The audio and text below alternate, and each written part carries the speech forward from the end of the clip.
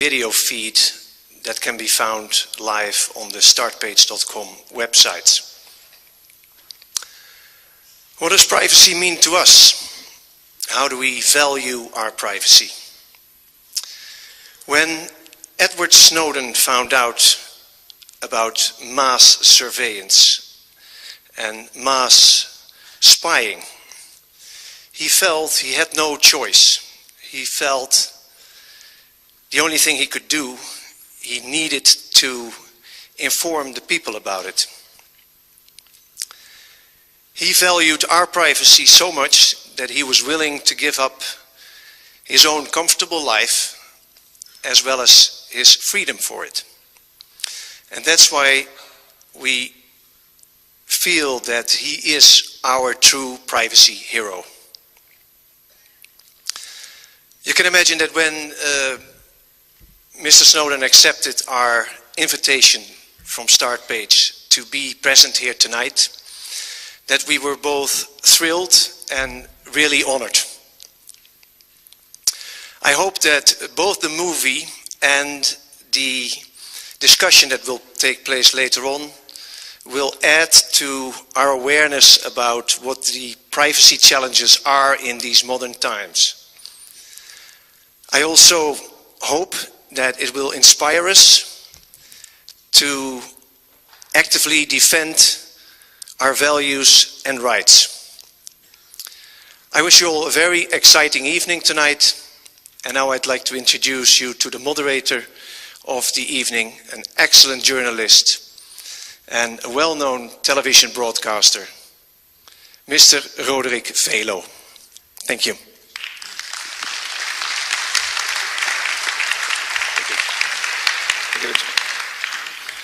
So good evening to all the people, not only here in this wonderful theater of Tuschinski, but also welcome to all the people around the world who are looking now to our feed.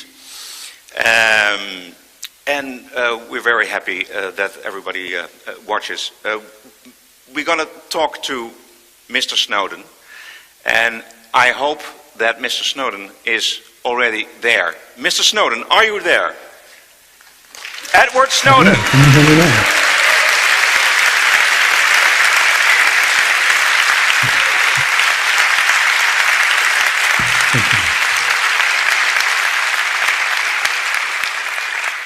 Edward Snowden, we are very honored to have you here. We collected a lot of questions from all around the world, from the people here in the audience, and we put them in a couple of subjects, so we're going to start with those questions right away. But first, the movie. Did you saw the movie yourself? I have, yes. Yeah. And was it accurate, do you think? Yeah, so of course it's a drama. So there are a lot of things that have been changed. Things like a number of different officials throughout my life in different positions were sort of translated into one big super. And just for the text so they know, I'm hearing myself being fed back on the line a little bit. But the thing that I was most concerned about with the film, the question that was really burning in my mind was, would they get the technologies right? Would they get the policies right? Would they get the programs right? And how they're actually affecting our lives. What is mass surveillance? How does it actually work? How does the government justify it and claim that these things are not only legal, but are actually right? In this context, the movie is actually surprisingly accurate for a drama. And that was something that left me with a good feeling. Yeah. Did you have a lot of contact with Oliver Stone for the movie? Yeah, he came out several times and we spoke. I was able to meet with the lead actor as well, Joseph Gordon-Levitt, who was a wonderful guy. He's so warm, so charming. And, you know, I thought we were just going to sort of talk about how things were, you know, what his focus was, talk maybe a little bit about the politics behind how this all fit together and how this came to be. But he didn't tell me, but of course, as an actor, what he was actually there for was to try to understand how I move, how I speak, my little mannerisms and things like that. And he tried to put that into the film. Fantastic. Was the trick, the famous trick with the Rubik's Cube, when you left the NSA. Was that real? Happened that in real life, or is it just a way to, you know, to hide the real reason how you smuggled the chip?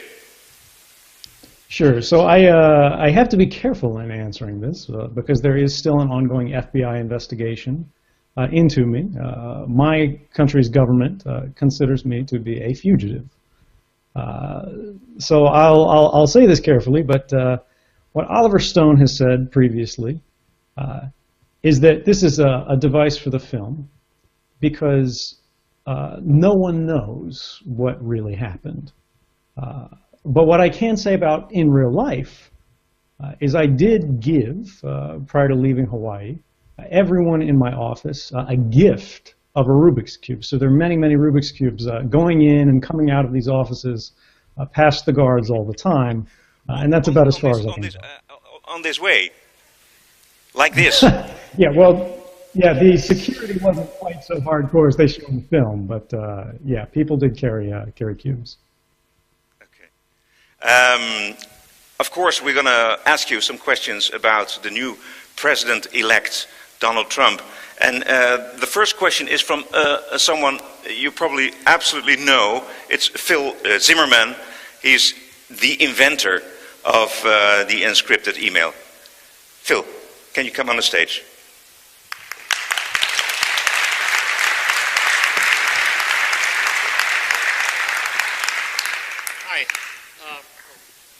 Anything. Let's see. Is there a switch on this? No, he's on. Okay. I think. Yeah. Okay. You know, a couple of years ago, I went to Moscow to speak at a conference, and I thought maybe I'd figure out a way to be able to meet you, but that never came to pass.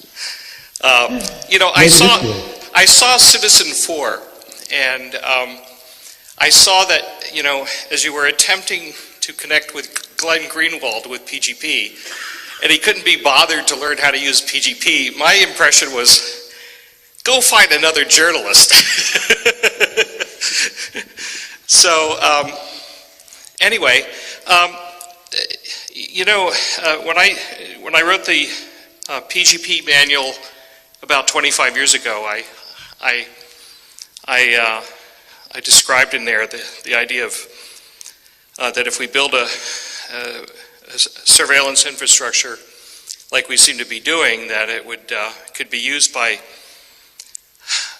a future government that could be elected in a democratic election that could use it for their whatever evil purposes they might have. And I did the same thing in some Senate testimony in 1996. And, you know, I talk about that sometimes in a democracy, bad people can be elected. And if they inherit a technology infrastructure, a surveillance infrastructure, like what we've constructed, then they can use that to hang on to power. And I see that you made that point pretty clear in this story here. We now see that Trump will have a great deal of influence over what the NSA can do.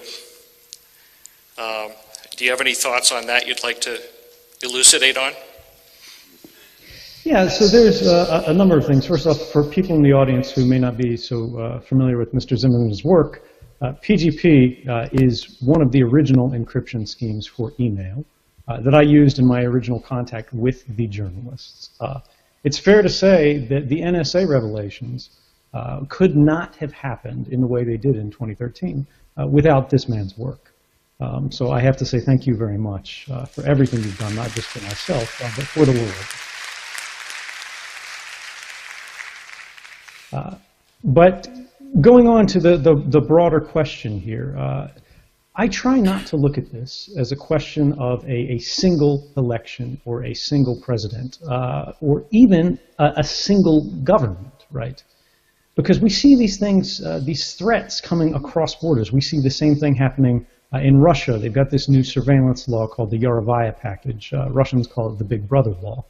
In China, On the day of the election, the news was talking about how the Chinese had just passed a new mass surveillance law, and they got away with practically no criticism from the international community because they were clever enough to say that they had modeled it on the United States' own surveillance laws.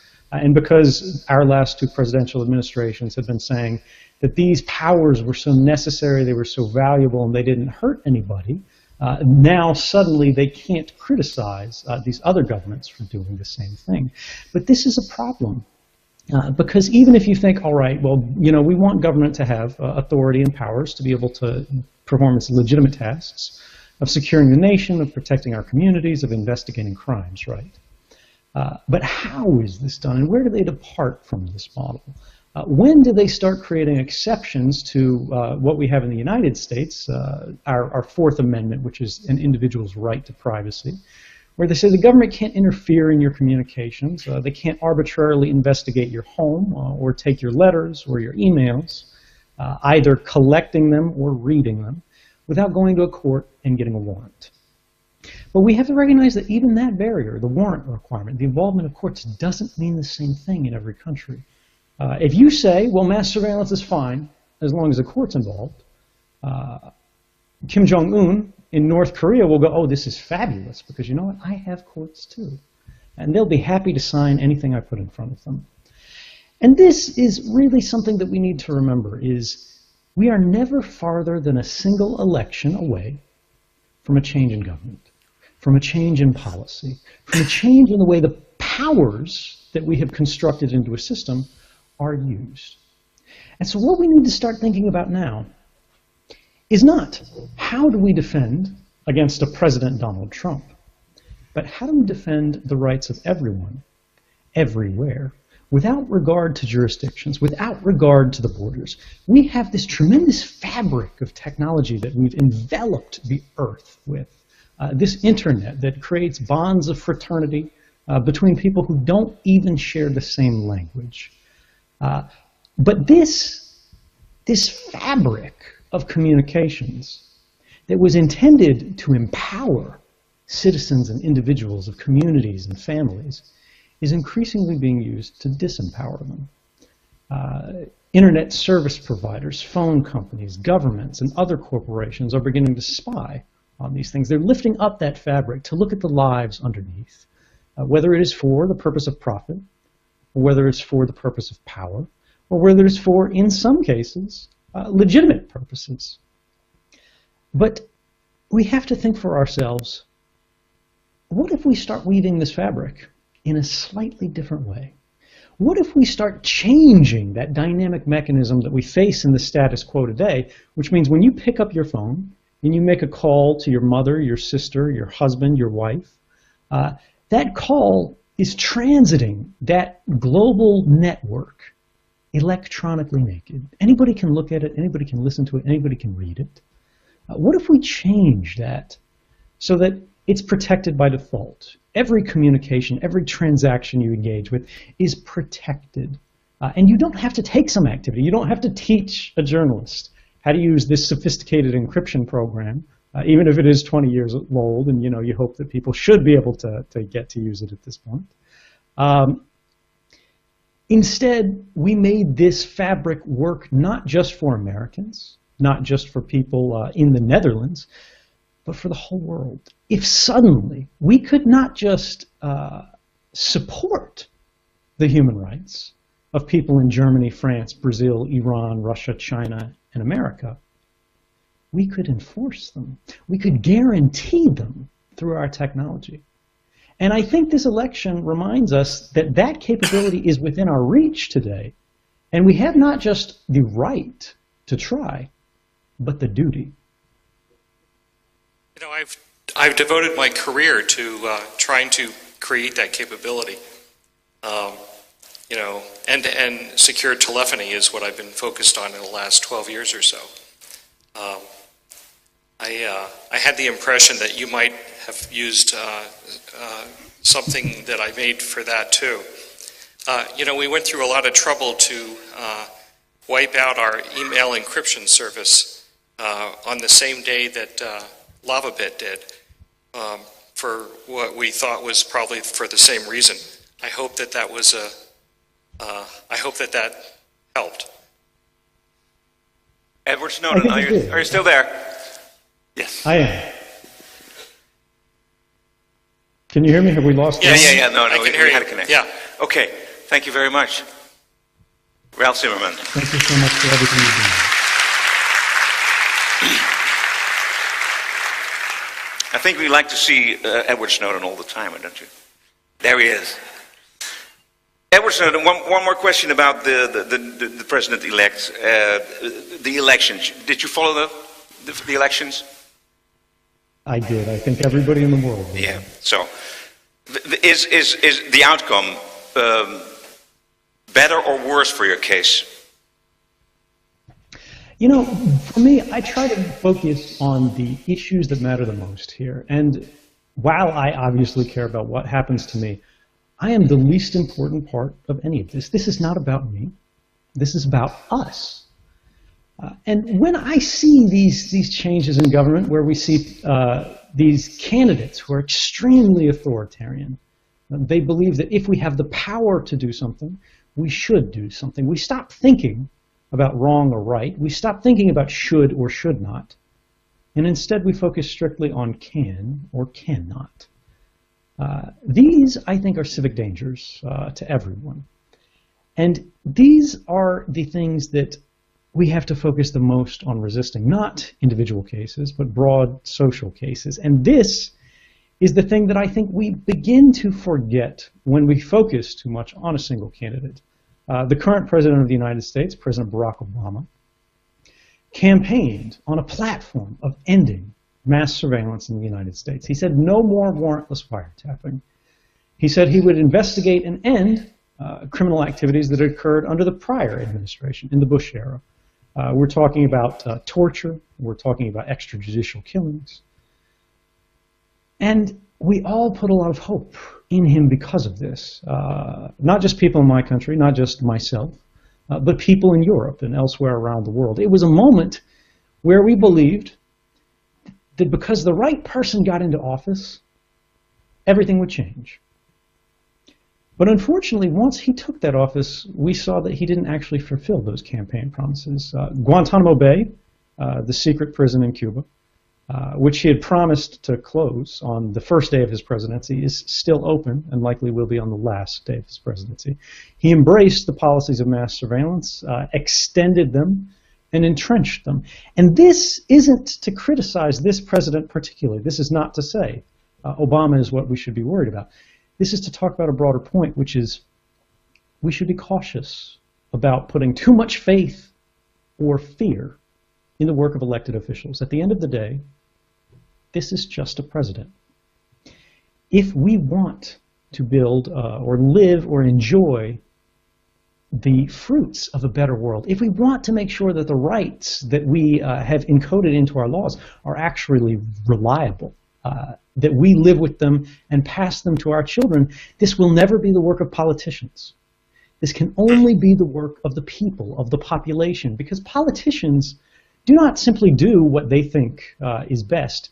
They do what they think people want to hear. They do what they think will gain them support. And ultimately, if we want to see a change, we must force it through ourselves. If we want to have a better world, we can't hope for an Obama, and we should not fear a Donald Trump. Rather, we should build it ourselves.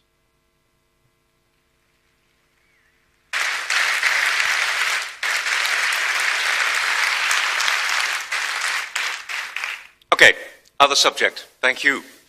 A question out of the many questions we got about U.S. companies. U.S. laws like the Patriot Act require U.S. businesses to cooperate with government surveillance. Can we trust U.S. corporations with sensitive information like our email? Or should we prefer non-U.S. companies? I'm not sure if this is a serious question. It is. But I'll answer it as if it were. We have seen real problems with that.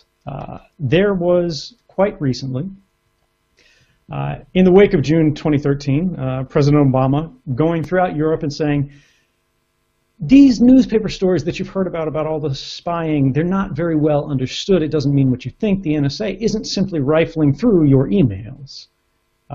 Mass surveillance doesn't really exist. These are targeted programs. We're only looking for specific people. And yet, only the beginning of last month, October of 2016, we found that one of the largest email service providers in the United States had secretly gone beyond what the law required, and the law does require a lot of these companies, to scan on behalf of the U.S. intelligence community the emails of all of their customers as they come or go for particular pieces of information that were provided by U.S. spy agencies. Now, the question that you should be asking yourself is not, should I trust U.S. companies, which it's clear, unfortunately in many cases, they can't be trusted, but can you trust your own? Are countries in the Netherlands any better? Are companies in Germany better?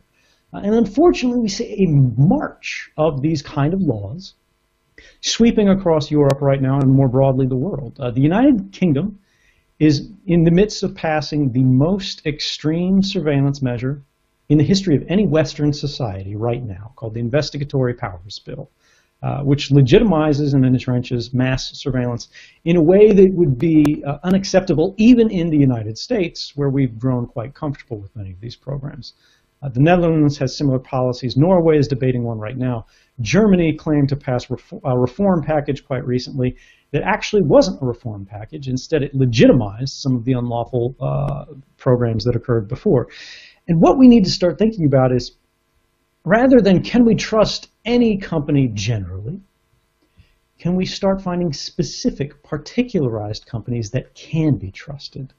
Can we look to business models and business practices of particular institutions, corporations that see you as their primary customer, as seeing you as the one to which they owe the greatest loyalty, rather than to some government, whether it's your own or some foreign government or any other place?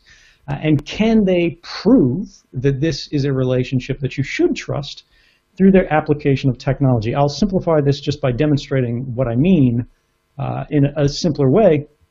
In the midst of that same Yahoo case, we saw there was another telecommunications provider in the United States. This is also October, around the same day. This is an app called Signal, used for sending text messages on your phone or making calls that are encrypted, that are protected, that are electronically clothed. They're armored, like we discussed earlier, as they transit the hostile internet. And the FBI used these laws to go after this company. But rather than doing what Yahoo did and simply giving the government far more than what they asked for, they went to the American Civil Liberties Union, the largest civil rights organization in the United States, and they said, what can we do? And the ACLU said, well, you have to help the government as the law requires, but only what the law requires. And Signal said, well, can we fight this gag order? That meant we couldn't tell our customers what was going on. We couldn't tell the public how the government was trying to use our service for the purposes of gathering secret intelligence. And they won. And when they revealed what they actually turned over to the government, it was only this. These black bars are the entirety of the information that they turned over, which are only the phone numbers of the accounts that had been registered with the service, which the government already had. Because the government was saying, hey, pull all the records you have on this phone number. And they said, all right, here are all the records that we kept. And the only information they had was when the account was created and the last time it was connected. Because this company, Signal, this app provider, they weren't spying on their customers. That was not their business model. They weren't collecting records that they could then be forced to turn over. This is very similar to previous times in history when companies had collected a lot of information, but then there were changes, more militarized societies that came over, and then they had to hand over these vast databases of information that were used for the purposes of persecution. We should never enter that kind of world again. And the best way to defend against it is to make sure that you do not collect information as a business that you do not need. How do you think the awareness of the public is growing or fading already since 2013, since your actions? Yeah, I mean, it's natural for these things to sort of fade. People don't remember exactly what happened. Many people didn't see the original stories at all. When we go through the kind of things that were demonstrated in 2013, many of you have probably heard of the PRISM program. You've seen it in the film. You know the largest internet companies in the world voluntarily joined this program. You may have also heard about upstream communications, where rather than going to the internet companies themselves, they went to the phone companies. They went to sort of these fiber optic networks that tie the European continent to the American continent, and instead just listened to everything. But you might not have heard of other programs where the NSA was spying on the pornography viewing habits of individuals that they considered to have radical political beliefs. These were Islamists, to be fair, but these were individuals that the NSA's own top secret documents said they did not suspect of violence, and they did not suspect to be actually tied to terrorist activity. They just didn't like their politics. The United Kingdom was collecting images from people's webcams. If you happen to use Yahoo Messenger some years ago when that was a popular thing, the camera that was in your bedroom, they were collecting an image from every 5 minutes, and they were storing it permanently. In Australia, the same infrastructure that the United States government had built, the technology that we had developed and shared, they were using to identify the sources of journalists who had written reports that they considered critical. Programs that had been justified on the basis of national security, that they said were going to be used strictly for counterterrorism purposes, had instead been used to target U.S. lawyers, which is actually a violation of law, and not because they thought these lawyers had some special intelligence that would save lives, but rather because they were negotiating a trade deal with Indonesia over the price of shrimp and clove cigarettes. These things will fade, but there is one thing that we should remember. When we look at the investigation into the effectiveness of these programs, the U.S. government's own staff, right? These are not sort of liberal reformers. These are not people who want to see an open society. This board was comprised of individuals such as the former deputy director of the Central Intelligence Agency, Michael Morrell. And they found that this kind of mass surveillance that had been justified on the basis of countering terrorism had actually never been useful in that context. It had never stopped a single terrorist plot, and it had never made, and this is the government's words, a quote, a concrete difference in the outcome of any terrorism investigation. These programs were never about terrorism. They were about economic espionage, they were about diplomatic manipulation, they were about social influence, they're about power. And that's what espionage has always been about. Countering terrorism is not an intelligence activity in the traditional sense. That is a police activity. And when we hear people, when we hear spies, when we hear politicians saying, give up your rights to allow us to create these intelligence infrastructures of extraordinary powers because terrorists exist in the world, you should remember that there have always been terrorists in the past. We have always been able to counter them effectively, and we did this through the traditional means of police work and investigation that have always been effective in the past. Why are we proposing to throw away all of the rights that people fought and died to establish over centuries of human civilization for programs that even the U.S. government says were never effective? Okay.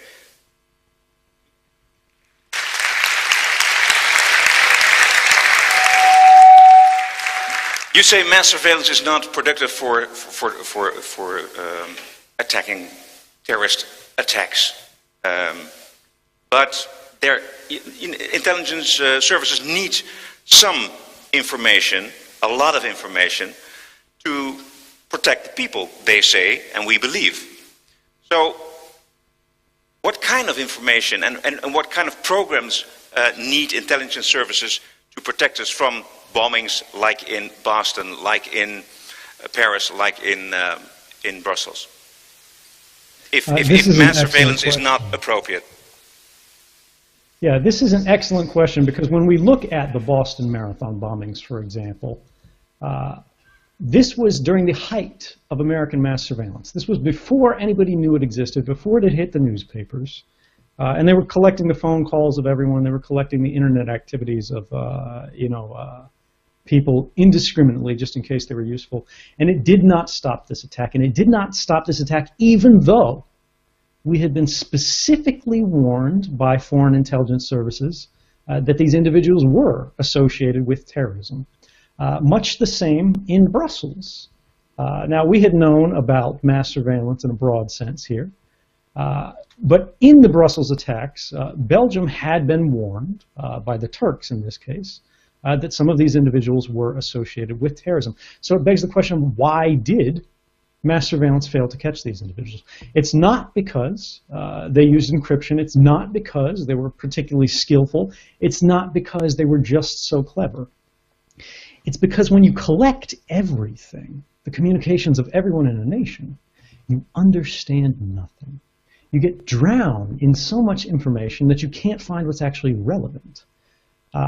If you use traditional means of investigation, gathering indicators, tips from, for example, these foreign intelligence services, you take them to a court, you go to a judge, you say, look, we have some evidence this person has ties to terrorism. We would like a warrant for our police to sneak into their homes, to place a camera, to tap a phone, to follow them as they go through their activities in the day, as we always have for decades at this point. You can watch specifically the individuals who exhibit indications of actually threatening behavior, and then you can catch them in the act. And these are the cases where we have seen it happen. In recent Canadian attacks that have been thwarted, it was not due to mass surveillance, but it was because of the fact that they watched specifically the individuals who they had been tipped off did have these activities, often by members of their family or by their communities, and they watched them, and then when suddenly they collect weapons, they call a taxi cab, and they try to go to a train station, the police are already there, ready to make the arrest and ready to thwart the attack, and it actually works. The distinction that I want to make here in simple terms, because I know that's a little bit broad, is what people in civil society, what I protest most strongly, is mass surveillance, indiscriminate surveillance where they're watching everyone, targeted surveillance that's backed by a court where police have shown, look, this individual is more likely than not to be a criminal. We're asking for a warrant to investigate their activities for a period of time in a very intrusive way, but in a very targeted way. We're only watching this individual. We know it is effective because it has been in the past. And we know that this is the least intrusive means of achieving these investigative goals without destroying the rights of everyone else in a free society. So, yeah. So you say mass surveillance isn't necessary for counter-terror attacks? That's correct, but let's presume it were. Let's presume it were effective. Would we want it anyway? The challenge here is if we create a government that is so powerful, a structure that is so omniscient, it knows everything that everyone's doing at every time, it can enforce the law perfectly. No one can steal a loaf of bread, no one can speed, no one can commit a terrorist act, no one can murder. You know, a lot of people would say that's fabulous, it's the end of crime, and it's true. But that may not be as unmitigated a good as it seems at first glance. Because when we think about social progress, when we think about the advance of human rights, when we think about the abolition of slavery, when we think about marriage equality, when we think about the prohibition of drugs or certain kinds of alcohol in the past, prohibition of certain types of religious worship, all of these movements were criminal activities in the beginning. Even if it's the enfranchisement of women, allowing them to vote. If government simply says the laws on the books can be enforced, and they will be enforced, and we will use the full extent of our powers to ensure that is the case, what they're doing is they're halting progress at this moment in time and saying we have gone far enough, and no one can transgress against the status quo even for a good reason. No one can organize to change the law if to do so, they have to love someone in a way that's not approved. They have to worship in a way that's not popular. They have to do any activity that has not been explicitly authorized in advance by the government. I do not see that as a bright future. In fact, I see it as a very dark one.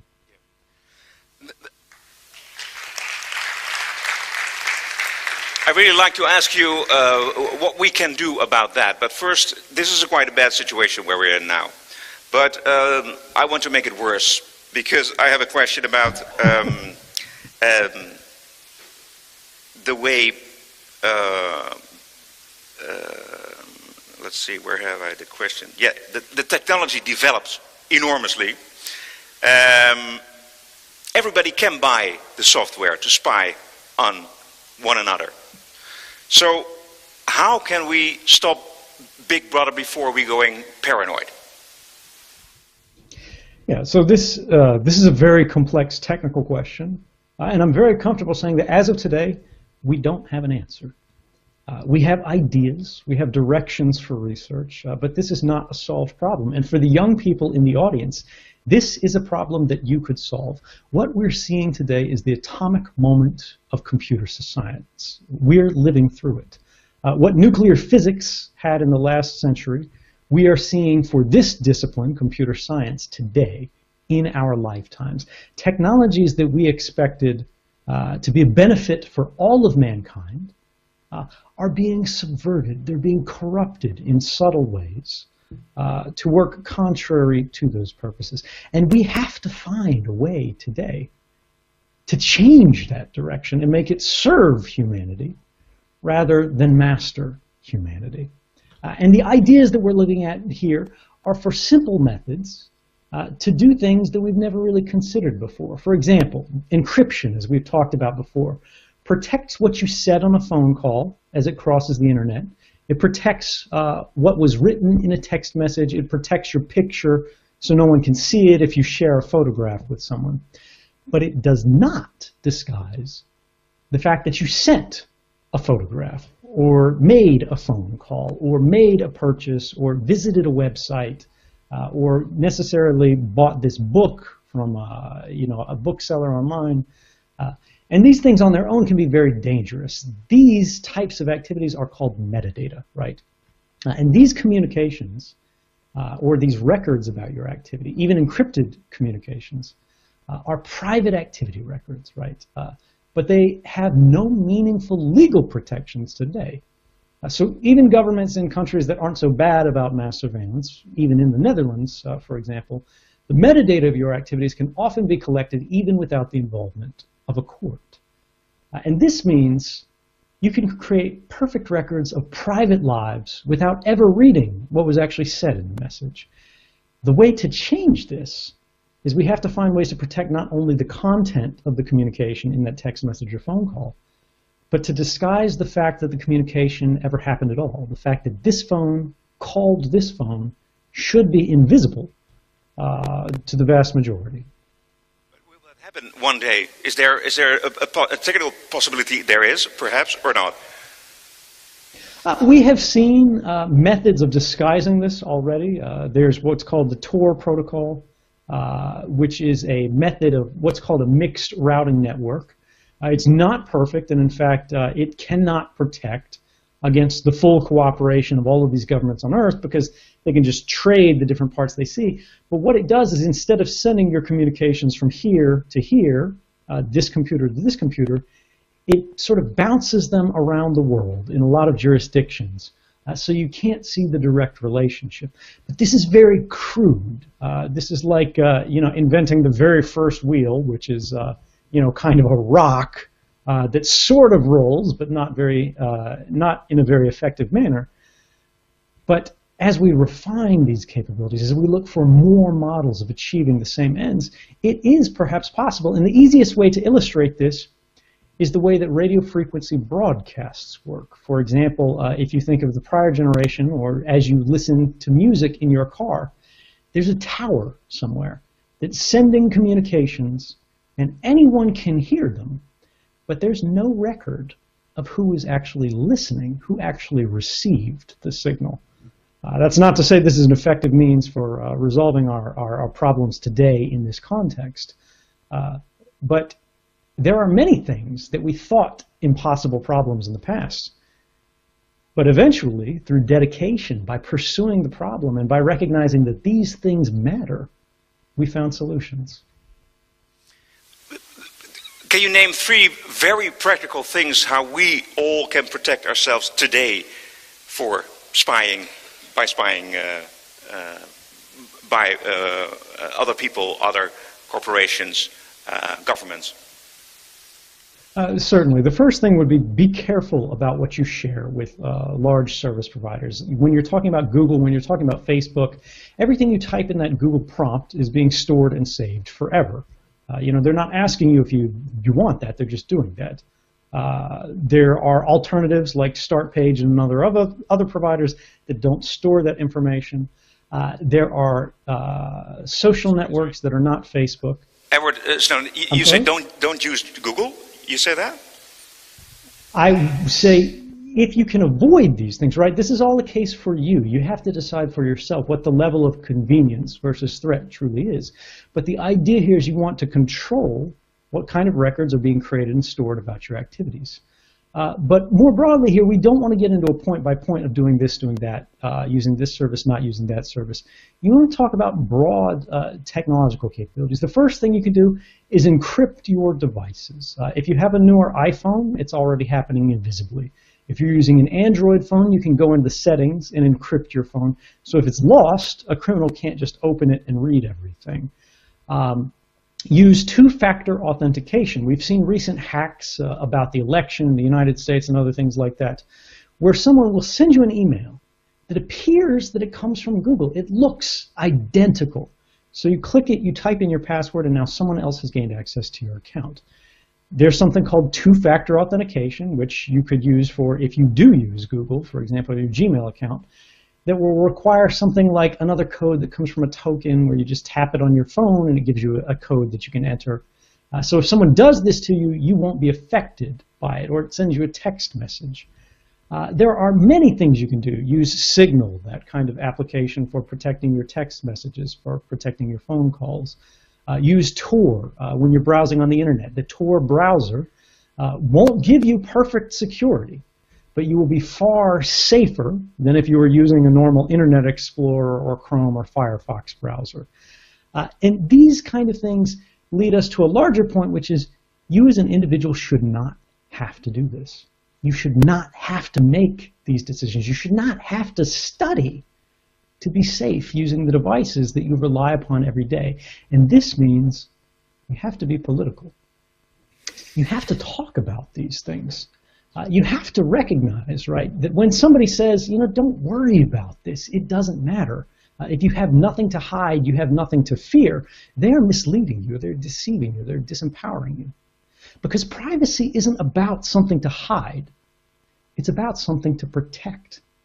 Privacy is the right to the self, right? Privacy is the right to a free mind. Privacy is the foundation of all other rights. Freedom of speech doesn't mean very much if you can't try out in a safe space among friends without the judgment of this external society what it is that you actually think and figure, is this a good idea, is this a bad idea? Freedom of religion, the same thing. You either inherit a religion or you accept it from the state, but you don't know what it is for yourself that you actually believe in and who you want to become unless you have that protected space.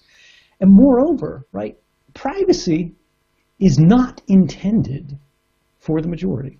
That's not where it derives its value from. Politicians don't need privacy. They're already powerful. They can already defend themselves. The majority can reshape society to their will. They don't need it that much.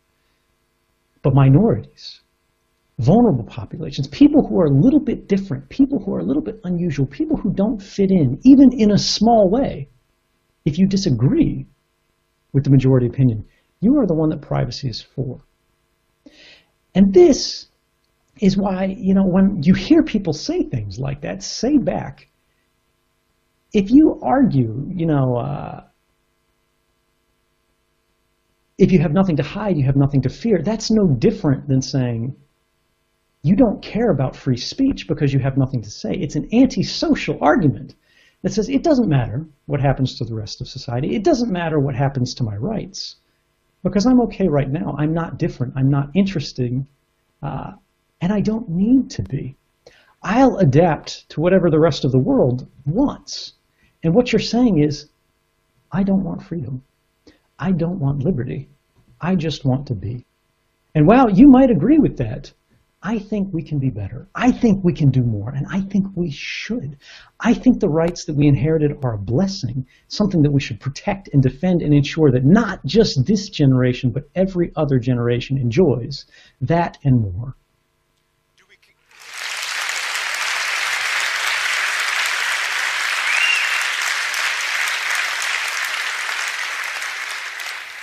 Do we care enough today?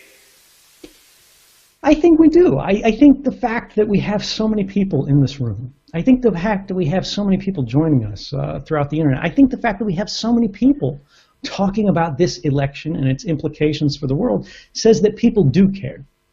The difference is many people have been convinced that there's nothing they can do about it. It's not that we don't care, it's that we feel disempowered. It's not that, people think, Donald Trump is the greatest person in the United States. It's the fact that maybe they did not prefer the other option. And this is a challenge. We should never be asked as a society to pick between one or the other. Do you want this or that? We need to work cooperatively. We need to work together to build institutions that don't think about candidates, that don't think about a choice of bad options, but instead give us a world that we design, that we build, that we realize step by step, right? You don't just inherit the past and expect it to continue.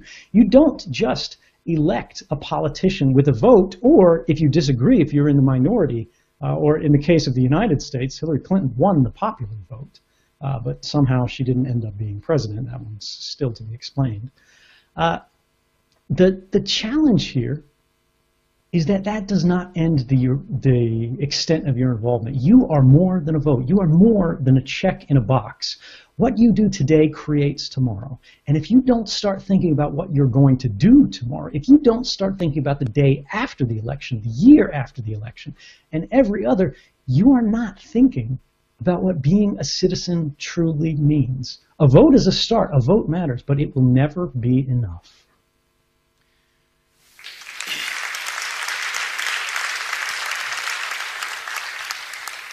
I want to talk a moment about your own privacy and freedom at the moment. You said to BBC Panorama, and you said it...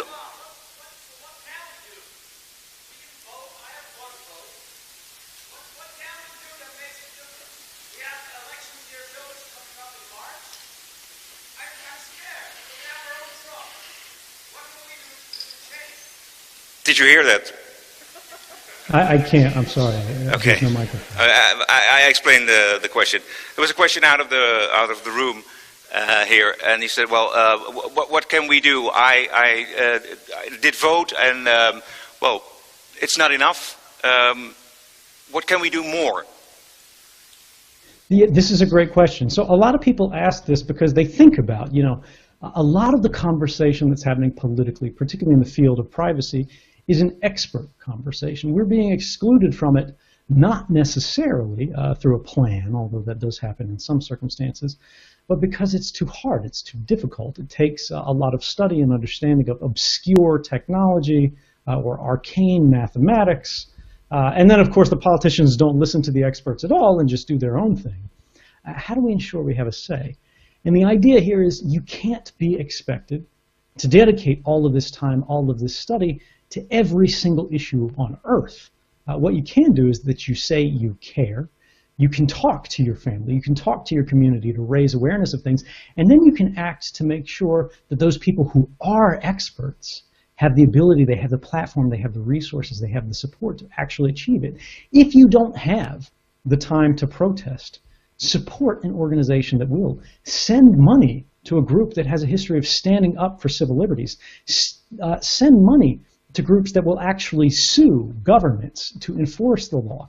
And when the law fails, when we find out that the law is not enough, that the law is only the smallest guarantee of our rights, support technology, corporations, groups, and individuals who are trying to enforce your rights directly through science, through math, through technology, to ensure that any government, anywhere, must respect your rights, because no amount of violence, no amount of military force will ever solve a math problem.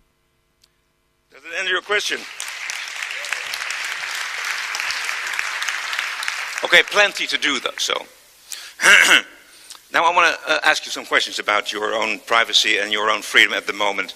You said in a BBC documentary, in an interview, and also in the movie we saw it, you are willing to go back to the United States to stand trial and to go to jail. What do you want in return for that? Yeah, I've made it clear from the very beginning that I only have a single condition, and that's that I receive a fair trial. Now, what does that mean? That means being able to tell the jury why it is that you did what you did, and for them to decide, is this man truly guilty in a way that he should be sent to prison, or was this the right thing to do? And this is why we have jury trials. But the United States government charged me under very specific laws that are quite unusual in the United States, specifically to prohibit me being able to speak to a jury and tell them why it is that I did what I did. This, of course, is called the Espionage Act, a law that was intended to be used for people working as foreign spies. But they have used it increasingly against journalists in recent history and their sources in a way that's unprecedented. James Risen, one of the most famous reporters of the New York Times, called the current president's war on whistleblowers a policy that makes him the greatest enemy of press freedom in a generation. And it's not just him. This is not an isolated case. The executive editor of the New York Times, which is the largest newspaper in the United States, which is a very liberal, very pro-Obama newspaper. You know, these aren't sort of radical critics or anything like that. They said that the Obama White House is the most secretive they've ever dealt with. When I asked the government this, and I said, look, you know, as long as you let me talk to a jury, I'll come back. Let's have this. Let's have the people decide. They sent back a letter saying, we promise we will not torture you. And, you know, while that is a start, I think we can do better than that, and I think we should. Yeah.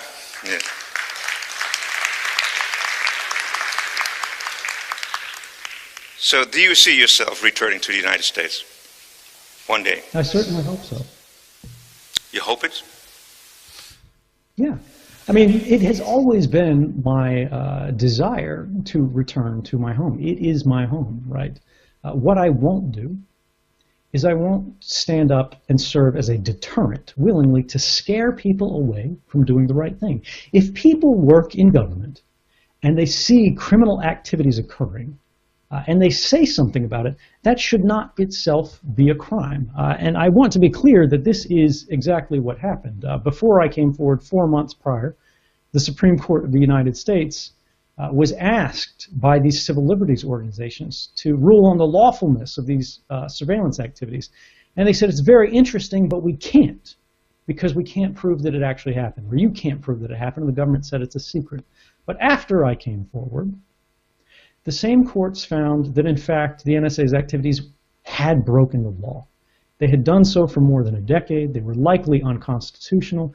The president himself signed reforms into law. The United Nations found that these programs were a violation of human rights. The European Union passed a resolution saying that whistleblowers should be protected from this kind of political persecution. They should not be extradited when they have worked in the public service in good faith to reveal activities of public concern. And the question is there a reason that you think I should not be hopeful? I think despite the challenges that we have in the United States, despite changes in government, despite some of the very concerning statements made by our new president-elect, this is a nation that will strive to get better. This is a dark moment in our nation's history. But it is not the end of history. And if we work together, we can build something better. And we can enjoy a more free and more liberal society that benefits everyone and prove once and for all that America has a greater commitment to justice than it does simply to the law. The new president-elect gets along a bit better with Putin than Clinton.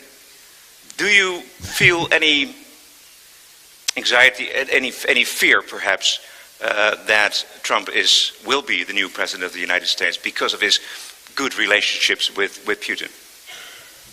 I don't worry about it. It's possible, right? It would be crazy to dismiss the idea of this guy who sort of presents himself as a big deal maker of trying to make a deal. Now, the president of Russia has previously said on camera that the people of Russia consider me a human rights defender. And regardless of the position that we have on Russian politics, which obviously have a lot of problems, they said Russia is not a country that extradites human rights defenders. But let's say that weren't true. Let's say some kind of deal was made. Let's say all of that turned around and I was sent away. If I was worried about safety, if the security and the future of sort of myself was all that I cared about, I would still be in Hawaii. I never expected it to make it out of Hawaii when I came forward in June of 2013. The fact that I ever did still surprises me today. But the bottom line is this: I'm comfortable with the choices that I made. I'm proud of the choices that I made. I think I did the right thing. And wow, you know, I can't predict what the future looks like. I don't know what's going to happen tomorrow. I can be comfortable with the way that I've lived to today. And no matter what happens, right? If there's a drone strike that comes tomorrow, if, you know, they put together some operation, I slip and fall down the stairs, that's something that won't change. I think as long as we do our best to live in accordance with our values, we don't have to worry about what happens tomorrow, because today is enough.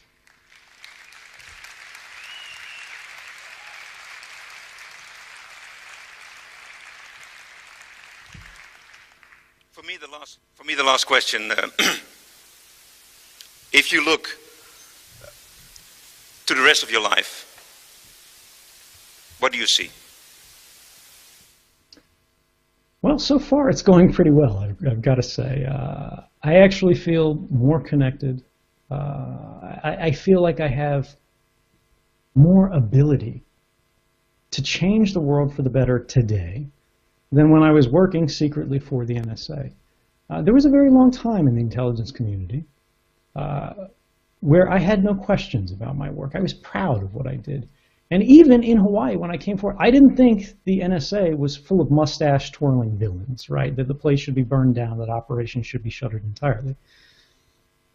I felt that there were parts that had gone too far. And there's a lot that I did that I'm still proud of. There's a lot of work of my colleagues that I'm proud of. And I think they do a very valuable thing for the world when they do it in a way that respects people's rights. But today, for me as an individual, I can give a voice to the side of the NSA that is forbidden from speaking. Remember, if you say these things and you work for the United States intelligence community, you go to jail for 10 years for every single statement that you make that they consider to be classified. This is a role that has been missing for far too long. And although, you know, I would eventually like to do other things, I'm very thankful for the role that I'm able to play today. And I hope it provides as much benefit to as many other people as the enjoyment that it provides for me. I mean, I am pretty fulfilled. Thank you very much, Edwin Snowden. Thank you. I wish you the best wishes, and your courage will inspire us to the good thing. Thank you so much. Thank you very much. My pleasure, and have a good night. And stay cool. Stay free.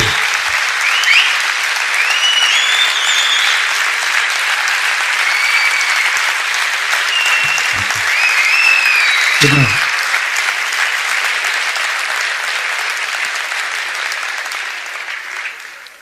Thank you all very much. This was the end of the evening. On behalf of startpage.com,